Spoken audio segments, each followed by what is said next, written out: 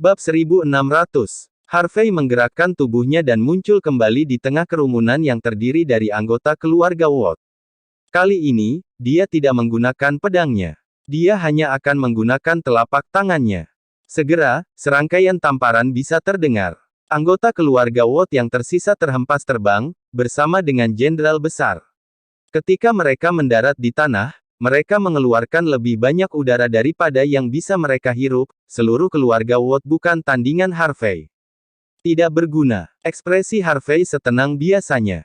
Jika keseluruhan longmen tidak memiliki bakat selain pamer dan menggertak orang, seperti ini, lebih baik jika semuanya dihancurkan. Josh bisa mendengar tidak hanya Harvey yang tidak menghormati keluarga Watt, tapi juga seluruh longmen. Sebagai murid longmen yang bangga, dia sangat marah dengan sisa darah yang mulai mengalir ke tanah. Darah mulai menyembur keluar dari tenggorokannya saat berikutnya. Kepalanya jatuh ke samping, dan Josh kemudian menghembuskan napas terakhirnya. Tempat itu menjadi sunyi senyap.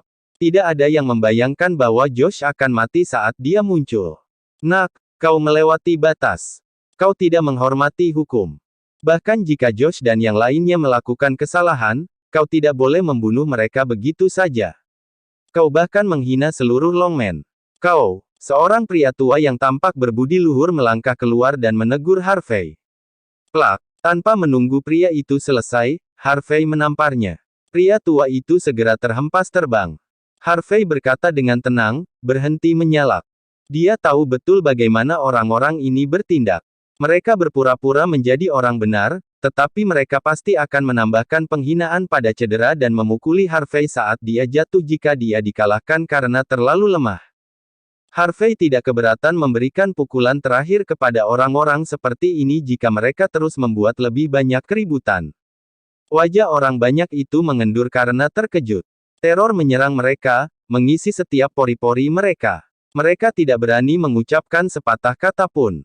Ayo kita temui Samuel. Harvey berkata dengan mudah. Ingatlah untuk membawa kepala Josh bersama kami. Kami akan memberikan ini kepada Tuan Longman sebagai hadiah pertemuan. Setelah melewati halaman yang indah, Harvey menuju ke halaman belakang.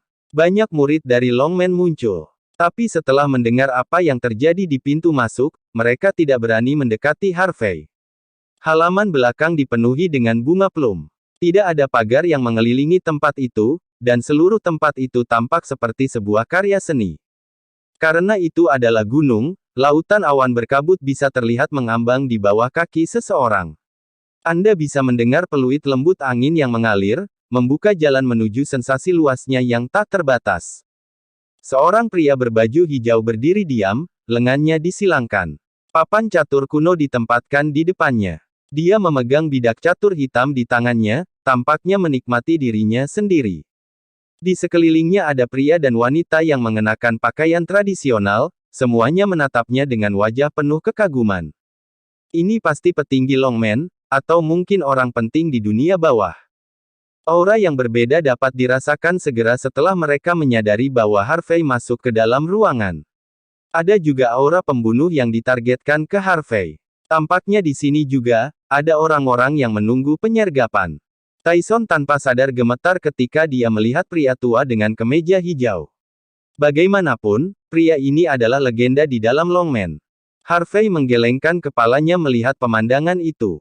Dia kemudian mengambil langkah maju dan berkata, Tuan Longman, aku tidak mempersiapkan banyak hal dan datang atas kemauanku sendiri.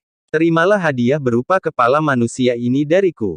Dengan lambaian tangan Harvey, Tyson melemparkan kepala yang dipegangnya ke arah Samuel.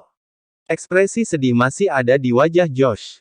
Keengganannya sebelum dia meninggal bisa terlihat dengan jelas.